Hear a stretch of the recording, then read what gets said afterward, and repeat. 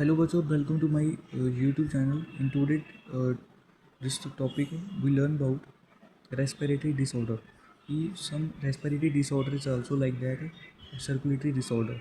So first disorder is asthma, and second disorder is emphysema. Third disorder is occupational respiratory disorder. So in this class we will discuss about that. So बच्चों आस्मा क्या होता है कि आस्मा एक lung disease हो जाती है कि ड्यू टू बट तो हमें एलर्जी होती है उस कंडीशन को हम बोलते हैं हाइपर सेंसिटिविटी। सो आस्मा केस में हमें सिम्टम नज़र आते हैं। आस्मा में हमें डिफ़िकल्टी होती है ब्रीथिंग में। तो हमें ब्रीथिंग में डिफ़िकल्टी क्यों होती है, तब हमें आस्मा डिसीज़ हो जाती है क्योंकि इन्फ्लामेशन हो जाता है ब्रोंकाई का। वो हमारे ब्रोंकाई होते हैं, वहाँ पर गैसेस का एक्सचेंज होता है। वहाँ पर क्या हो जाता है, इन्फ्लामेशन हो जाती है ब्रोंकाई और ब्रोंक्यूल की। उस इन्फ्लामेशन को हमें कहते हैं ब्रोंकाइटस।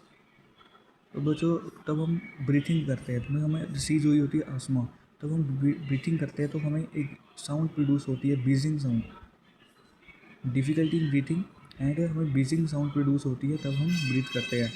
तो सेकंड डिसऑर्डर है बच्चों हमारा इम्फीसीमिया।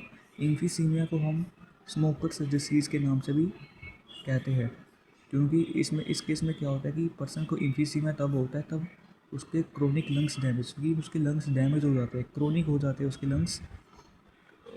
तो लंग्स डैमेज तब होते हैं तब एल्वोलर बॉल डैमेज हो जाती है। वो पर्सन ज़्यादा स्मोक करते हैं, वो ज़्यादा सिगरेट्स पीते हैं, वो ज़्यादा स्मोक करते हैं, उनको जो डिसीज़ होने का ज़्यादा खतरा रहता है क्योंकि तो वो स्मोक करते हैं। तो उसकी वजह से क्या होता है, वो एल्वोलर की बॉल होती है वो डैमेज हो जाती है, वहाँ पर गैसेस का एक्सचेंज एक्चुअली पॉसिबल होता है।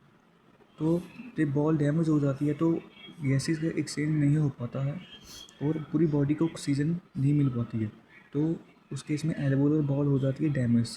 तो एल्वोलर इलास्टिसिटी उस नाम से हम कहते हैं उसको। वहाँ पर क्या हो जाता है कि डिस्क्रीज हो जाता है सरफेस एरिया। तो एल्वोलर बॉल डैमेज हो जाती है, सरफेस एरिया डिस्क्रीज हो जाता है for exchange of gases. Gases का एक्सचेंज ज़्यादा बार नहीं हो पाता है, तो उस केस में इम्फीसीमिया डिसीज़ हो जाती है। एंड थर्ड डिसऑर्डर है ऑक्यूपेशनल रेस्पिरेटरी डिसऑर्डर। हम इसको ऑक्यूपेशनल रेस्पिरेटरी डिसऑर्डर को कहते हैं न्यूमोकोनेसिस। we call it as a respiratory disorder as a pneumoconiosis। न्यूमोकोनेसिस उस दौरान होता है तब वो पर्सन ऑक्यूपेशनल मीन वो जॉब करते हैं, वो ऑक्यूपेशन में काम करते हैं, जैसे स्टोन इंडस्ट्री में काम करते हैं, ग्राइंडिंग इंडस्ट्री में काम करते हैं। तब वो स्टोन को ग्राइंड करते हैं तो डस्ट तो बाहर आती है, तो वो डस्ट उनके नोज़ के थ्रू वो इनहेल करते हैं, तो एयर नोज़ के थ्रू वो लंग्स में चली जाती है। वो रोज़ ऐसा काम करते रहते हैं और रोज़ ग्राइंडिंग करते हैं, वो इंडस्ट्री में काम करते हैं।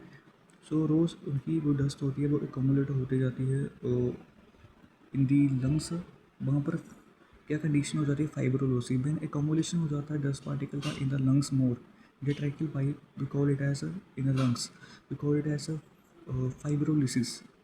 वहाँ पर फाइब्रोलिसिस हो जाती है और पर्सन को न्यूमोकोनेसिस बोलते हैं, उनको न्यूमोकोनेसिस हो जाता है। सो सिलिकोसिस मीन्स सिलिकोसिस जहाँ पे एक टर्म आती है सिलिकोसिस यानी occupational respiratory disorder and asbestosis. Silicosis तब होता है तो सिलिकॉन का डिपॉजिट हो जाता है इन द लंग्स। एस्बेस्टोसिस होता है तब वहाँ पर क्या हो जाता है, एकमुलेशन हो जाता है डस्ट पार्टिकल का। तो बच्चों यही था इस वीडियो में रेस्पिरेटरी डिसऑर्डर में। मिलते हैं हम अगली वीडियो में, कुछ आपको नया कंसेप्ट लेके आएगी। थैंक्स फॉर वॉचिंग बच्चों। Please don't forget to subscribe my channel.